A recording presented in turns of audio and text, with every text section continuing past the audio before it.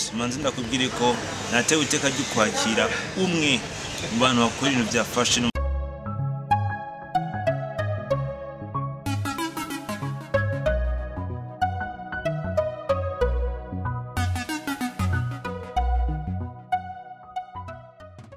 Muko wenda babwiye ko ndi kumwe na Hakeem nkengurutse ku myaka 20 gusa byinshi ugiye kubimenya. Hakeem ninde? Navuga Hakeem ko ari umusore w'imyaka 20 wo mu Burundi mvuka mu ntara ya Rumonge nkaba nsanzwe ntuye mu gisagara ca Johannesburg muri Afrika y'Epfo. Hakeem ubugira ibintu vya modeling ubimaze nk'imyaka ingana? Mbimazemo imyaka 3. Imyaka 3. Modeling ni iki kuri wewe Hakeem? Navuga modeling ko ari bwa buzima bwanje ndavuga ntaje hatari modeling. Ubimaze nk'imyaka 3 ntawe ata modeling. Umaze gukura iki muri modeling? Ngikumaze kunguka amaze gukuramo. Navuga yuko icyo maze gukuramo kinini no kuvuga ubu je nkajewe naho mbura gasabone sinkija kwa mango nje kugasaba no kuvuga ijewe nkajewe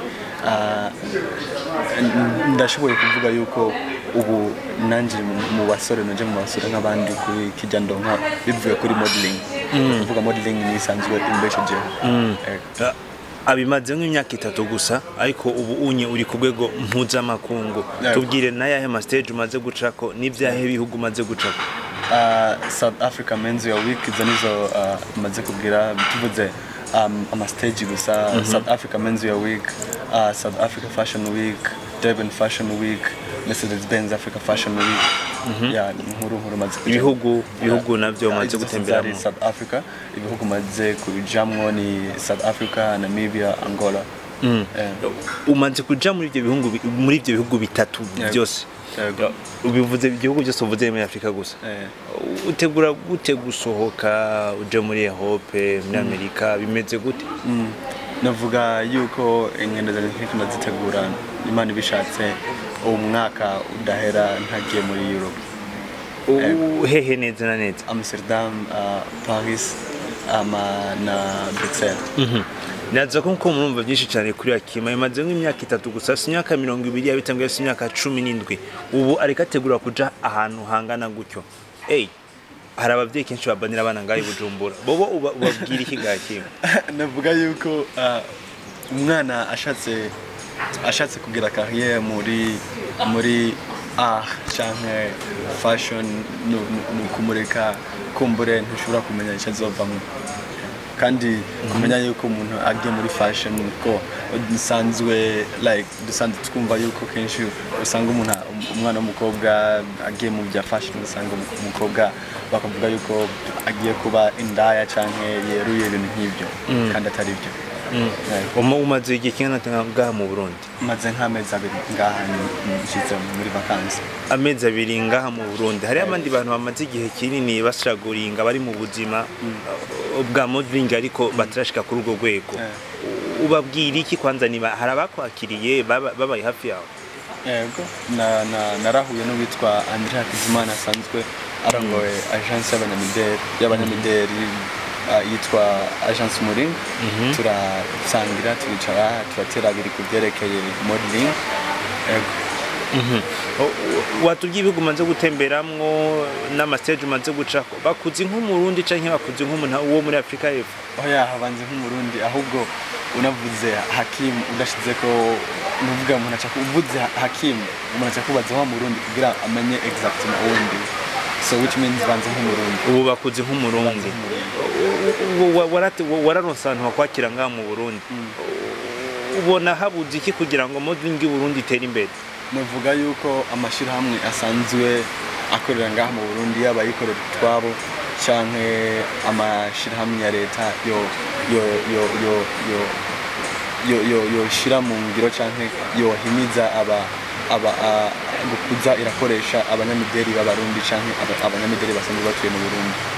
Icyo nico cyambere neza kandi ubushikiranganje bw'ugwaruka n'inkino n'imico kama nabwo nyene bwo bihimizamwo kugira bagashira mwinguvu kugira industry y'abanyamideli canke industry ya culture igira kurugero mpuzamakungu. Aha ni ku ruhande rw'abandi, ku ruhande rw'iwawe nawe utegura iki kugira ngo ushobore gufasha abo onye abo wasanze ngaha mu Burundi babikora babimazemo igihe kugira ngo nawe bikunde basohoke?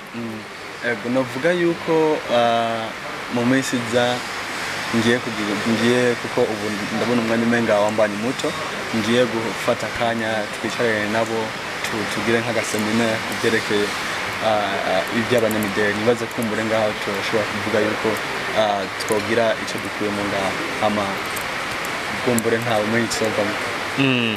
Tumenyera abantu bagira ibintu vya modeling cyane bafise akamarke kabo nka ufite akantu kanditse ko Hakeem. Bimeze gute kuzana marke yawe?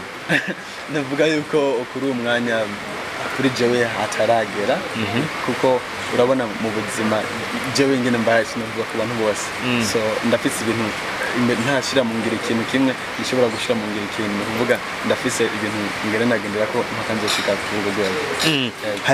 Hari amafoto iyo tuyaravye uvuga ati uwo muntu batubwiye ko ari umurundi, ariko iyi foto ntitwita, hari foto wambaye ibirato wambaye kundi kuntu, ijya foto ga Hakeem gute? Bimeze gute? Rona igihe na posting iyo foto kuri Instagram nararonse ama message menshi banandikira bagiranye, mugabo nibaze ibyo byose bitumwa nuko modeling yo ngaha iwacu abantu bataratahura modeling icarico, kuvuga rigeje mu buryo umenye icarico, ama kumbura umuntu amaze kumenya ico kintu icarico nkegera abazi ibibazo byinshi, kuko niyombaza ico mfise kubera uzi ko ari telefone kandi nawe utunze, mugabo utayizi utazi ko ari telefone mfise ndayifise mu ntoke ucumbaza ico kintu n'igiki ufise. Rero nibaze ico n'ikindi kintu tugiye gushira mu ngiro, no kuvuga namwebwe ibinyamakuru mukadufasha kugira industry y'abanyamideli ishike kuri abantu batahure modeling niki bifise uburyo bungahe? Novuga yuko modeling ifise category hafi nka 10. Duhenkenyi ba naho zuba zitatu canke zine. Hariho fitness model, aho nimaze kubona umaze kubona ama publicité y'abanyamideli y'abahungu canke abakobwa mbaye impuzu za sport za Nike canke Puma canke Adidas, niva ijyanye fitness modeling, n'ubwo gusanga bafise umubiri nyene bubaye, hama akaba hariyo na runway modeling ariyo usanga bari bagira défilé bambaye impuzu z'aba styliste bariko bagira défilé, ijya ni runway modeling. Hakaba hariyo na commercial nijya usanga bagira publicité, usanga canke Primusi canke tuvuge Amstel, nk'ibyo usanga umuntu ariko aranywa uri kurara umupira, ari byo hacamwo ugasanga hari publicité nyene y'abakunzoga canke ibintu ijya ni commercial modeling.